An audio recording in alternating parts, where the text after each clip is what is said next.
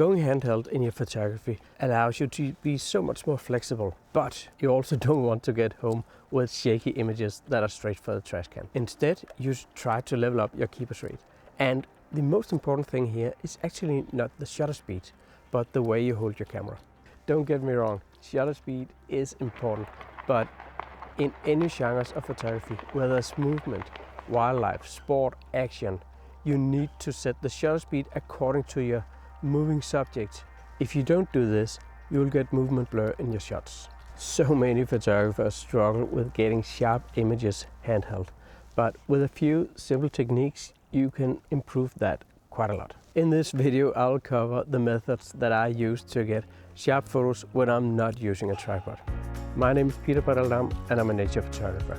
However, I know that the tips I'll share with you on handheld photography will help you get a better keepers rate and avoid shake. So it's relevant to all photographers. As I mentioned, there's so much more to great handheld shots than using a fast shutter speed.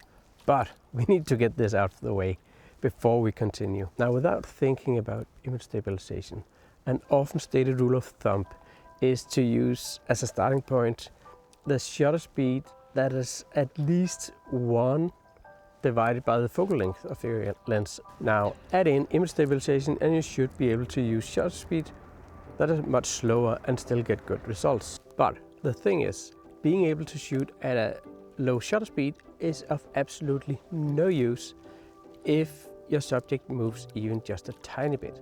So match your shutter speed according to the subject's movement.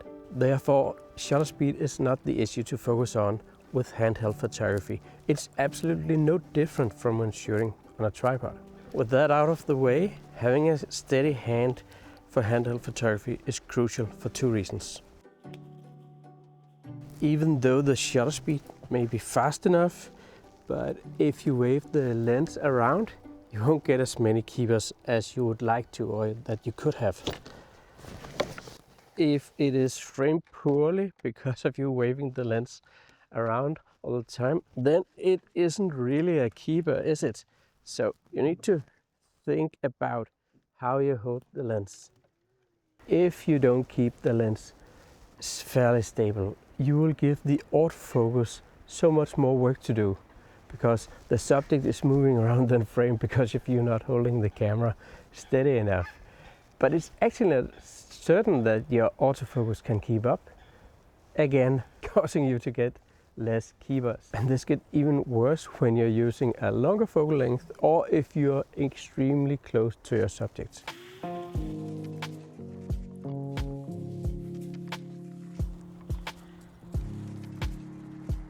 First, we'll look at how to properly hold your camera while standing up, and then we'll look at some even more stable ways to do it. Now, the way I prefer is to use a little bit wide stance, maybe a shoulder width apart, and then hold the arms or elbows in close to the body. Use your left hand under the barrel of the lens, take it up to your eye and get some extra support from the eyepiece resting on the eyebrows, and then find your subject, give the shutter a slight squeeze. Now, sometimes just to look a little bit less intrusive, I'll actually do this with the side to my subject instead of the front. Now, one thing you should pay attention to when doing vertical shooting is this elbow is just not really stable. So I prefer to tuck the elbow in once more and shoot like this if doing vertical shots. However, there are times when you want even more stability than this, and that is when you're shooting with a long telephoto lens. If you can find a tree, simply lean up against it and you get so much more stability. Standing up don't always give you the best perspective, and if there aren't anything to lean against, then you don't have the best stability also.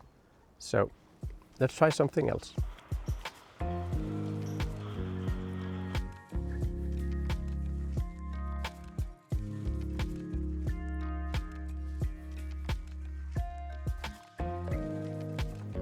If you kneel down, you get a little bit better perspective in most cases, whether it's wildlife or children playing.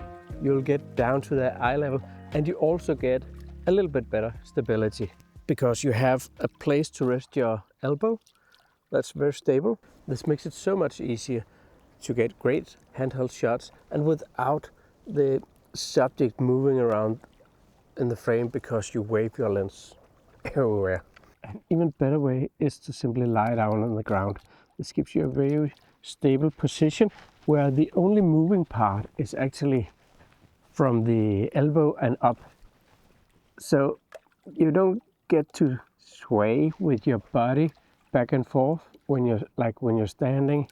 And also you can also tend to do this a bit if you're just kneeling down. You still have this possibility of the body swaying, but if you simply lie down, there's not so much possibility for movement.